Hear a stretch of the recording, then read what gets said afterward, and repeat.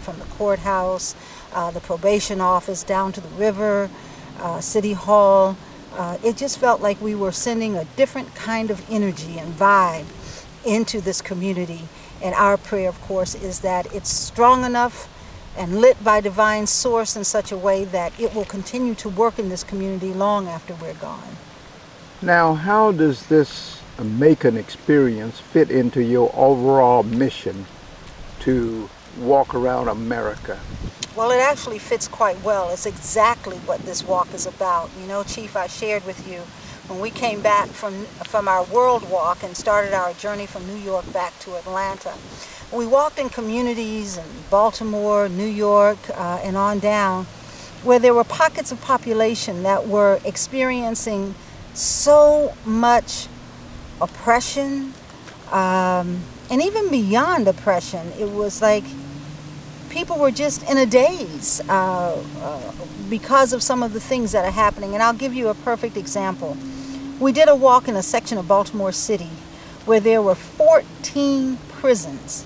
And something I learned about, that there are prisons inside of prisons. In other words, a prison may be built and parts of the prison on the inside are privatized and owned by such people as Donald Trump. And it just so happened the day we were walking through that community, a young man came up to us and said, well, what are you all walking about? And we told him, and he says, well, I got a story for you. I just got out of one of these prisons. And he told his story. And it impacted me so much because we always hear about criminalization of our youth. We hear about the violence, and the answer always seems to be, let's lock everybody up. What we don't hear about is that those young men and women who get entrapped into the system, who are criminalized, they have no opportunity for employment. There's no viable opportunities to bridge the gap of disparities between education, opportunity, health care, and so forth. And of course, the lure of the streets. Nobody stops to ask, where do the drugs come from? Where does the alcohol come from? Where are the guns coming from that enter the community and entrap our young people, and then becomes a vicious cycle in the criminal justice system? So his story also gave us the opportunity to look at, one, what happens to a community when the best of the best are snatched out at such an early age. I mean, we're talking young men specifically between the ages of 15 and 24. That's a major gap in any community when you just snatch that group out. And I'm not talking about whether they deserve it or not. That's not my issue. I'm saying if you set the playing field just right, anybody can be entrapped.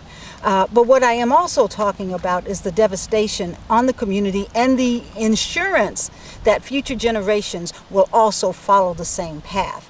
That's devastating, and it's fearful, it's inhumane, and sooner or later, that's going to create a bigger problem than anyone can imagine.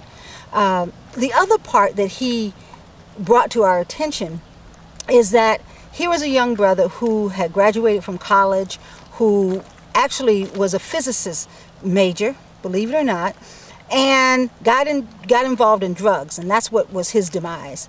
But he was saying now, with all his education, he served his time, he's done everything he's supposed to do, he can't get a job because his record is not going to be expunged. And I'm not sure if that's the right word. But so you have all these brothers who can commit a crime at 18, and the ones who are really trying to get back on the road to do things well. And I don't mean just brothers, I should say brothers and sisters, because the fastest growing population now is African American and Latino women. But they could do a crime at 18 and then at 35 still can't get a job because that's on their record, or their opportunities for employment are limited because those records in terms of what they've done and paid for still follow them. And that's an incredible thing. So all of this conversation happened with 3 generations of members of that community. And it was so beautiful because you heard immediately the elder saying, wow, I never heard this side of the story. And then the young people saying, well, how do we keep from this story becoming our story? And so we don't have the answers for the community, but as walkers, at least the consciousness was raised around the issue. They got to see it in a broader context. And my hope and my prayer is that once you do that, transformation can begin to happen. That was exactly what inspired that moment when we sat with that community and another community on on North Avenue in Baltimore, 10 o'clock in the morning, and people sitting out on the steps drinking already, you know, having their 40s and drinking.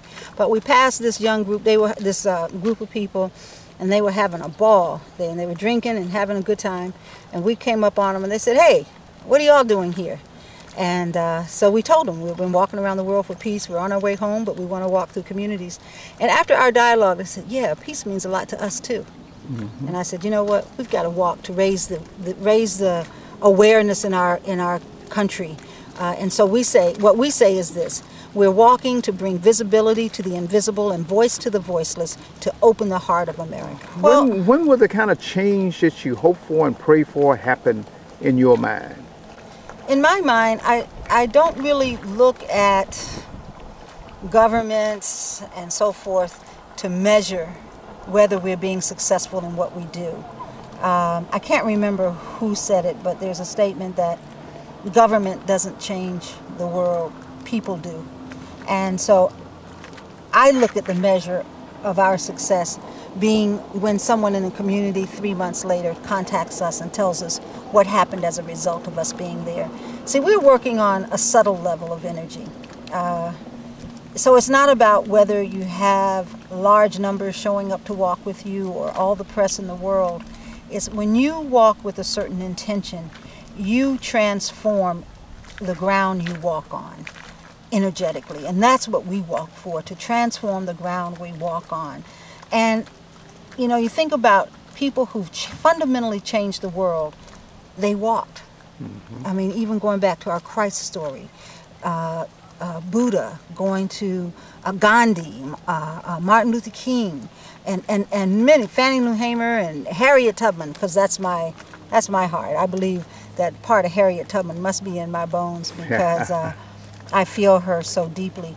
And what I also feel is that, you know, when I think about Harriet Tubman and I think about Martin Luther King and Malcolm X and others, you know, you reach a point on this kind of walk where you know that something in you has been transferred. And that something in you isn't a personal ego thing, it's a God thing. And so you've done your work because it's out there now, and it's going to just sweep and swell, and all of a sudden one day change happens. And that's all great leaders. Change just happens. And that's what we walk for, Chief. So, you know, I may not even see it in my lifetime. But if we can create enough stir in our people to lift their consciousness and lift the blinders off their eyes and awaken people to realize that we're in this together, like it or not, then we've done our job. We've done our job. And the other thing I want to say about that is, you know, so often, Chief, you know, the biggest thing that concerns me often is people say, you know, when we're out here and we might hit a hard time or something, and when I say a hard time, we might not be able to move as fast as we want to. We might have to stay longer someplace because we don't have the money. People say, well, you know, if it's not fun, you shouldn't be doing it. That means something's not right. And when I hear that as a consciousness that people hold now, it makes me think about all those ancestors who gave up so much for us. Suppose Martin Luther King decided it's too hard. You know, it's not fun anymore. Suppose Harriet Tubman, after she got her own freedom, decided, well, this is really what I wanted. You know what I mean? Mm-hmm. So we just have to keep going. You know, we have to keep going. And we have to know inside of us what's important, not what's outside of us. Let me inspire you to keep on doing what you are doing, because I truly believe that what you are doing will be like wine. The longer you do it and the longer it's bottled and stocked, the better it's going to get as it ages. And children in the future everywhere will be able to draw from it and get that thrill of love, peace, and joy that I think you are searching for. Thank you, ma'am.